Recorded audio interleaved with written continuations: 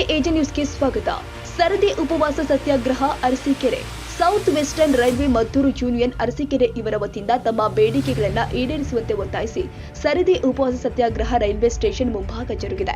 South western railway Maddur union ಕಾರ್ಯದರ್ಶಿಗಳು ಪ್ರಭು ಕುಮಾರ್ ಮಾತನಾಡಿ, SWR Maddur union ವತಿಯಿಂದ 2004ರ ನಂತರ ನೇಮಕಾತಿಯಾದ ಎಲ್ಲ ರೈಲ್ವೆ ಕಾರ್ಮಿಕರಿಗೆ ಹೊಸ ಪೆನ್ಷನ್ ಪದ್ಧತಿಯನ್ನ ರದ್ದು ಮಾಡಿ ಹಳೆ ಪೆನ್ಷನ್ ಪದ್ಧತಿಯನ್ನ ಜಾರಿಗೊಳಿಸಬೇಕು ಅಂತ ಒತ್ತಾಯಿಸಿ ಉಪ ಸತ್ಯಾಗ್ರಹವನ್ನ ಮಾಡ್ತಾ ಇದ್ದೇವೆ. ಹೊಸ ಪೆನ್ಷನ್ ಪದ್ಧತಿಯಲ್ಲಿ ನೌಕರಿಗೆ ಪೆನ್ಷನ್ ಪದ್ಧತಿಯಲ್ಲಿ ವ್ಯತ್ಯಾಸ ಆಗಿರೋದ್ರಿಂದ ನಾವುಗಳು ಹಳೆ ಪೆನ್ಷನ್ ಪದ್ಧತಿಯನ್ನ ಜಾರಿಗೊಳಿಸಬೇಕು ಅಂತ ಈಗಾಗಲೇ ನಮ್ಮ ರಾಜ್ಯ ಮಟ್ಟದ ನಾಯಕರುಗಳು ಸರ್ಕಾರಕ್ಕೆ ಹಲವು ಬಾರಿ ಮನವಿ ಮಾಡಿದ್ರೂ ಕೂಡ ಪ್ರಯೋಜನವಾಗಿಲ್ಲ.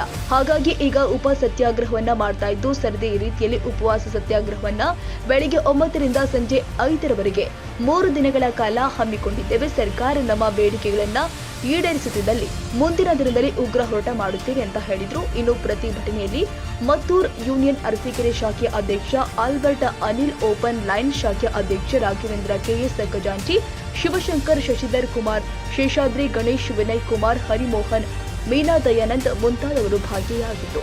MD Naseer, AJ news. ತಾಜಾ ಸುದ್ದಿಗಾಗಿ ಎಜೆ ನ್ಯೂಸ್ 24x7ಗೆ ಸಬ್ಸ್ಕ್ರೈಬ್ ಮಾಡಿ ಮತ್ತು ಬೆಲ್ ಐಕಾನ್ ಒತ್ತಿ ತಪ್ಪದೇ ಲಿಂಕ್ ಶೇರ್ ಮಾಡಿ.